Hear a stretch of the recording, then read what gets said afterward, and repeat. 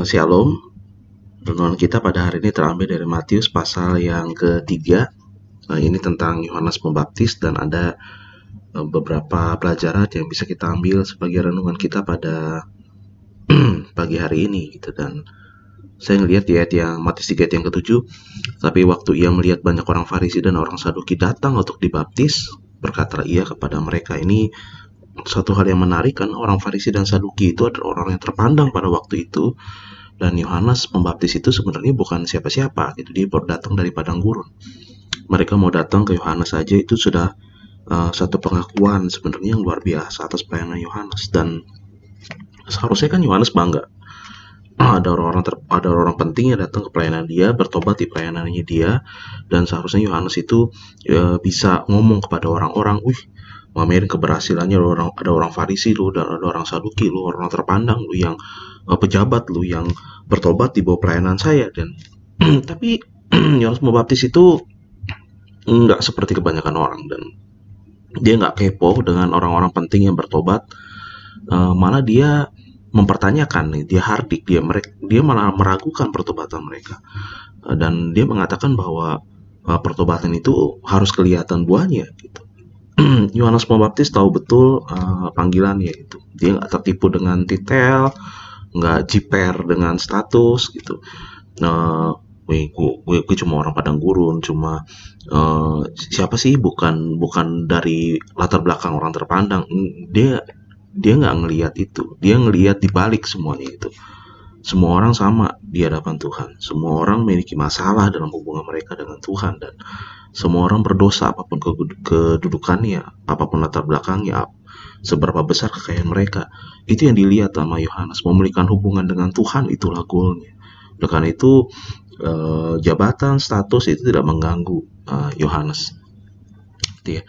Masih di ayat yang ke-7 sampai di ayat yang ke-8 saya bacakan. Yohanes mengatakan begini, hai kamu keturunan ular beludak, siapakah yang mengatakan kepada kamu bahwa kamu dapat melarikan diri dari murka yang akan datang?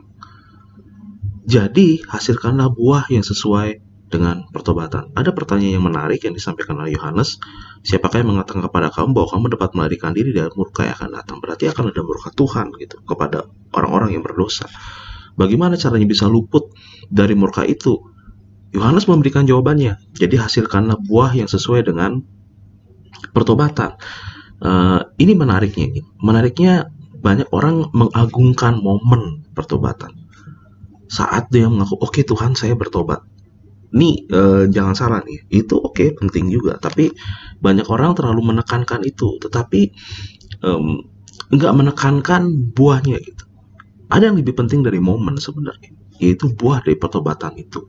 Bertobat itu bukan cuma di mulut dan nggak ada buahnya sama sekali, tapi yang membuat seseorang luput dari murka yang akan datang itu adalah buahnya, buah dari pertobatan itu sendiri, bukan tanda kutip momen pertobatan. Andai kata kita bertobat, mengaku bertobat, tetapi tidak menghasilkan buah yang sesuai dengan pertobatan itu, maka ya akan kena juga murka yang akan datang. Dan ini juga menjadi warning juga, bahwa ternyata ada orang yang kelihatannya bertobat tapi sebenarnya nggak bertobat. Atau ada orang yang kelihatannya bertobat tapi dalamnya itu punya motivasi yang berbeda gitu. Dan pertobatan yang sejati itu terlihat, dinilai dari buah pertobatan. Lalu di ayat yang ke-9 Yohanes Pembaptis bicara satu hal yang juga menarik, dan janganlah mengira bahwa kamu dapat berkata dalam hatimu, Abraham adalah bapa kami. Karena aku berkata kepadamu, ada dapat menjadikan anak-anak bagi Abraham dari batu-batu ini. Kenapa Yohanes ngomong seperti ini ya gitu. Ini suatu hal yang mengganggu saya. Apakah orang-orang Farisi dan Saduki itu mengungkapkan identitas mereka gitu. Dan Yohanes Pembaptis membalas dengan mengatakan bahwa identitas sebenarnya nggak menyelamatkan siapa. Mungkin identitas bisa menolong kita di dunia ini, dan kamu nggak tahu saya siapa, kamu nggak tahu saya anak siapa, kamu nggak tahu saya punya kedudukan apa, kamu nggak tahu saya siapa. Tapi kalau di hadapan Tuhan, mohon maaf, identitas nggak ngaruh. Jangan bawa-bawa identitas kita gitu di hadapan Tuhan dan bilang bahwa Tuhan, saya ini A, saya ini B, saya udah melakukan A, B, C, D, E. Buah dari pertobatan yang dihitung. Terakhir ayat yang ke-11, Yohanes Pembaptis mengatakan, aku membaptis kamu dengan air sebagai tanda pertobatan. Ini juga kata menarik, kalau baptisan Yohanes itu bukan pertobatan itu sendiri, tapi simbol dari pertobatan, tanda pertobatan. Tadi saya bilang bahwa